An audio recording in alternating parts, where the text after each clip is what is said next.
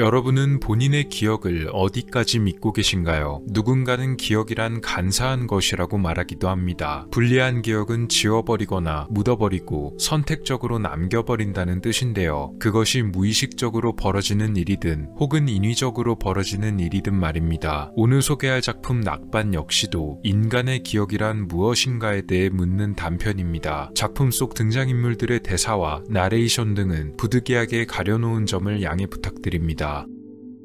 이곳은 어느 지역에 있는 한 광산, 이 광산의 갱도에 두 사람이 걸어 들어옵니다. 양복을 입은 남성은 이 광산에서 광부로 일하면서 광산의 사장 자리에까지 오른 마에바시, 그리고 다른 한 명의 이름은 오오무라입니다. 이야기는 이 갱도 안에서 두 사람이 옛 과거에 대해 대화를 나누는 것으로 진행됩니다. 대화의 주된 소재는 바로 광산장 마에바시가 과거 이 갱도에서 겪었던 일에 대한 이야기입니다. 마에바시는 추억이란 쉽게 얻을 수 없다고 말하고, 그런 마에바시에게 오오무라는 기억이란 쉽게 믿을 수 없는 것이라 말합니다. 그에 이어서 오오무라가 마에바시에게 30엔을 갚아달라고 얘기를 건네는데요. 자신이 대체 언제 30엔을 빌렸는지 묻지만 오오무라는 역시 기억이란 믿을 게 못 된다고 말합니다. 겨우 30엔을 가지고 그렇게 째째하게 구냐던 마에바시는 자신이 20년 전 겪었던 사고를 들려줍니다. 마에바시가 광부로 일하던 시절의 이야기입니다. 이 갱도 역시 한창 때는 많은 사람들이 일하던 곳이었고, 마에바시는 다른 동료 2명과 함께 작업을 하고 있었습니다. 한창 일하던 이 세 사람에게 예기치 못한 사고가 벌어진 것은 순식간이었는데요. 바로 갱도가 무너지는 낙반 사고를 당하게 됩니다. 천만다행으로 위험한 낙반 사고가 벌어졌음에도 마에바시는 광산 더미에 깔리지 않고 무사했는데요. 잠시 후 그는 돌더미 틈에 묻혀있던 다른 동료 2명을 찾아냈습니다. 마에바시는 동료들의 이름을 부르며 그들을 구해내는데요. 이 시점에서 동료들의 이름은 제대로 표시되지 않고 동그라미와 X 같은 기호로만 표시됩니다. 여기서는 편의상 A와 B라고 부르도록 하겠습니다. 그렇게 마에바시가 A를 구해냈는데요. 구출된 A는 오히려 다른 광부 B를 가리키며 자신은 괜찮지만 B가 중상을 입었으니 일단 B부터 구해달라고 마에바시에게 부탁합니다. 결국 마에바시는 큰 부상을 당한 B부터 끌고 나가고, A에게는 밖에 나가서 다른 사람들을 불러올 테니 조금만 더 버텨달라고 당부하게 됩니다. 그렇게 동료 B를 업고 무사히 바깥으로 나간 마에바시, 서둘러 다른 사람들을 모아 갱도 안으로 들어가 미처 구해내지 못한 A를 찾아냈지만 안타깝게도 A는 이미 목숨을 잃어버린 상태였습니다. 마에바시와 동료들이 겪어버린 낙반 사고, 그리고 그런 낙반 사고 중에도 다른 사람을 구해냈던 용감한 마에바시의 이야기는 신문에도 실리게 됩니다. 그는 이 사고 이후 더 열심히 일해서 광산장이 되었다고 말합니다. 그런데 그의 옛 이야기를 다 들은 오오무라는 갑자기 어디서 준비했는지 모르지만 녹음 테이프를 꺼내들었습니다. 아마 만화니까 어딘가에서 갑자기 나타났겠죠. 어쨌든 오오무라가 꺼낸 녹음 테이프의 정체는 무엇이었을까요? 그것은 바로 라디오 방송을 녹음한 것이었습니다. 그리고 그 라디오 방송은 10년 전 마에바시가 출연해서 자신이 겪었던 그날의 사고에 대해 말했던 내용이었습니다. 그런데 이 라디오 프로그램의 내용은 방금 전 마에바시가 들려줬던 이야기와는 조금 달랐습니다. 사고가 벌어지고 다른 동료를 찾던 마에바시, 그리고 두 사람이 돌더미에 깔린 것을 보게 됩니다. 하지만 한 사람은 심각하게 큰 잔해에 묻혀있어 결국 혼자의 힘으로 구해낼 수 없다고 여기고 그나마 혼자서 구출할 수 있던 다른 동료부터 업고 빠져나갑니다. 여기서 그가 구출해낸 동료의 이름은 나카무라였는데요. 나머지 광부의 이름은 여전히 기호로만 표시됩니다. 그렇게 나카무라를 구해낸 뒤 돌아온 마에바시, 다른 광부들과 함께 사고 현장으로 돌아왔지만 그가 구해내지 못한 동료는 이미 목숨을 잃은 상태였습니다. 두 사람 중 한 사람밖에 구해내지 못했던 것은 동일했지만 사건의 세부적인 내용은 오히려 좀 달랐는데요. 처음엔 두 사람을 전부 잔해에서 꺼낸 것처럼 설명했지만 녹음 테이프의 내용에 따르면 그는 한 사람은 꺼내지 못했고 나카무라만 간신히 빼냈던 것으로 보입니다. 어째서 아까 전의 내용과는 달랐는지 묻는 오오무라. 확실히 마에바시가 처음 말했던 내용과는 좀 차이가 있었습니다. 목이 탔는지 그는 갑자기 물을 찾았는데요. 마침 그럴 줄 알았는지 오오무라는 수통을 준비해왔습니다. 옆에 있는 기둥에 달려있는 수통을 가리키는데요. 마에바시는 급하게 수통 속의 물을 벌컥벌컥 들이키고선 자신의 기억이 잘못되었다고 인정하며 라디오에서 말한 것이 진짜 그날의 일이었다고 말합니다. 그런데 이번에 오오무라는 신문을 하나 내밀었습니다. 이 신문은 무려 20년 전의 신문이었는데요. 마에바시의 인터뷰가 실린 기사가 있었습니다. 아까 전에 라디오는 사고가 벌어진 뒤 10년 후의 방송이었고, 이 신문에 실려있는 마에바시의 인터뷰 기사는 사고가 벌어진 직후에 작성된 것이었습니다. 사고가 벌어지고 다른 동료를 찾던 마에바시, 그는 잔해 속에 파묻힌 나카무라를 찾을 수 있었습니다. 나카무라에게 다른 동료는 어디 있는지 묻지만 정신을 잃어버린 나카무라는 아무런 대답도 하지 못합니다. 마에바시는 다른 동료의 이름을 부르는데요. 이 시점에서 다른 동료의 이름은 바로 이시이였음이 밝혀지게 됩니다. 이시이의 이름을 크게 부르며 그를 찾는 마에바시. 하지만 이시이 역시 정신을 잃어버린 것인지 혹은 소리가 들리지 않을 정도로 파묻힌 것인지 마에바시는 아무런 응답도 들을 수가 없었습니다. 결국 나카무라만을 구출할 수밖에 없었는데요. 그렇게 나카무라만을 구해내고 나서 다른 사람들과 함께 무너진 갱도로 돌아왔지만 끝내 참혹한 사고 현장에서 찾은 것은 차갑게 식어버린 이시이의 모습이었다는 것이 바로 그가 20년 전 사고 직후 인터뷰에서 밝힌 내용이었습니다. 이 내용 역시도 앞서 그가 밝힌 두 내용들과는 좀 달랐습니다. 처음엔 두 사람을 빼내긴 빼냈지만 어쩔 수 없이 한 사람만 구해냈다는 내용. 10년 전 라디오에서 밝힌 내용은 두 사람을 찾아내긴 했지만 나카무라 한 사람밖에 빼낼 수가 없었다는 내용. 사고 직후 밝힌 내용은 나카무라밖에 찾아낼 수 없었고 돌아와 보니 다른 동료인 이시이는 이미 숨졌단 것이었는데요. 한 사람만 구해낼 수 있었다는 부분만 제외하면 숨진 동료인 이시이에 대한 설명들만 전부 달랐습니다. 도대체 자신에게 뭘 요구하냐는 마에바시. 오오무라는 갑자기 품속에서 뭔가를 또 꺼냅니다. 그것은 바로 마에바시의 일기장이었는데요. 어떻게 그걸 구해냈는지 놀라는 마에바시, 그리고 오오무라는 일기장에 적혀있던 어떤 내용을 조용히 읽어줍니다. 20년 전 사고가 벌어진 뒤에 마에바시가 썼던 일기였습니다.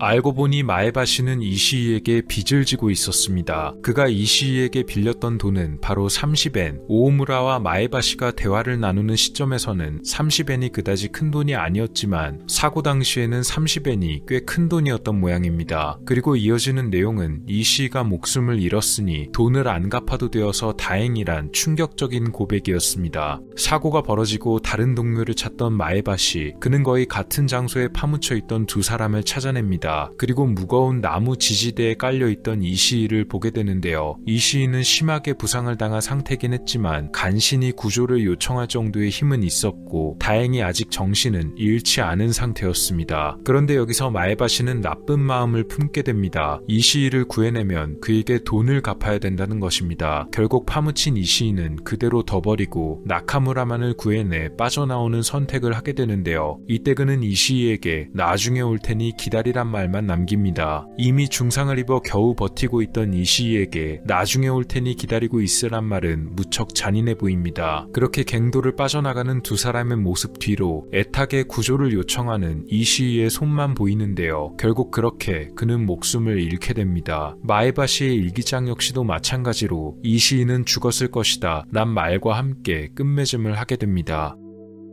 일기장을 다 읽은 오오무라는 마에바시가 빌린 30엔이 분명 20년 전에는 큰 돈이었을 것이라고 말합니다. 말문이 막혀버린 마에바시는 그건 맞지만 돈을 갚지 않기 위해 그를 버린 것은 아니며 그저 구조해내지 못했던 것이라고 반박합니다. 사고가 벌어져 운이 없었을 뿐이란 것이었는데요. 어쨌든 사고가 벌어졌고 두 사람 중 한 사람은 구해냈으니 그에게 더 책임을 묻기는 어려워 보이기도 했습니다. 하지만 여기서 오오무라는 또 뭔가를 꺼내듭니다. 그것은 바로 이시이가 남긴 유언이 적힌 종이었는데요. 사고가 벌어졌던 날 이시이는 간신히 숨을 몰아쉬며 자신의 마지막 말을 종이에 겨우 남길 수 있었던 것입니다. 이것은 이시이의 시신이 수습된 직후에 변호사가 발견해 몰래 가지고 있던 것이었는데요. 마에바시는 떨리는 손으로 그 종이를 건네봤습니다.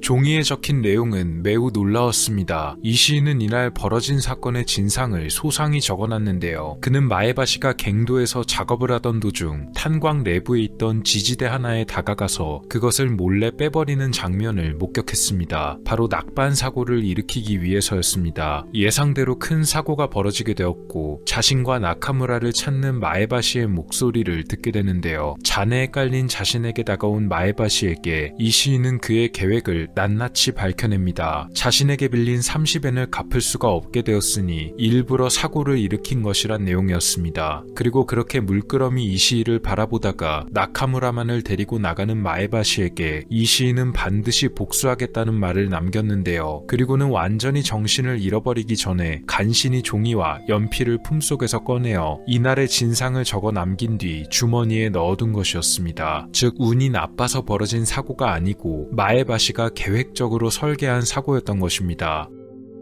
충격을 받고 넘어져버린 마에바시는 오오무라의 정체가 도대체 무엇인지 물어보게 됩니다. 그는 바로 숨진 이시이의 아들이었는데요. 오오무라는 20년 전 아버지의 유언이 적힌 종이를 받고 그날의 모든 진실에 대해 알아낸 뒤 마에바시에게 복수하기 위해 그에게 접근한 것이었습니다. 이미 20년이 지나 시효가 다 끝나버렸으니 자신에게 어떤 처벌도 가할 수가 없을 거란 마에바시. 그런 그에게 오오무라는 자신도 알고 있다며 그래서 다른 방법을 준비했다고 말합니다. 바로 자신의 아버지 이시이가 당했던 대로 똑같은 고통을 주겠다는 것이었습니다.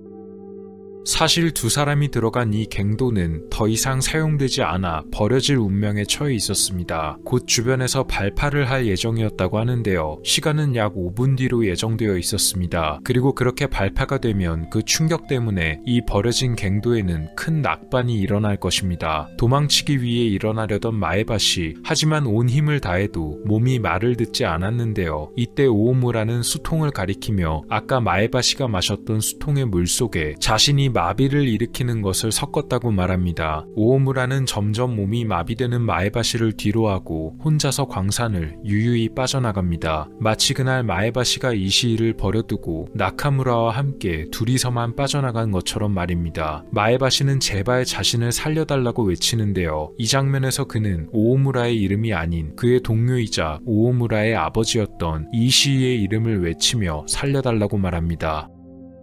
뒤에서 애타게 이시이를 부르는 마에바시. 그러나 오오무라는 그의 요청을 듣고도 20년 전에 아버지의 복수를 완성하기 위해 굳게 결심을 해버린 듯이 아무렇지 않게 광산 바깥을 향해 빠져나갑니다. 그러다가 갑자기 잠깐 뒤를 돌아보는 오오무라. 이제 발파까지는 약 30초가 남은 순간이었는데요. 결국 그는 마음이 변해버렸는지 다시 마에바시의 이름을 크게 부르면서 그를 두고 온 갱도 안으로 뛰어들어가고 만화는 그런 그의 모습을 마지막으로 끝나게 됩니다.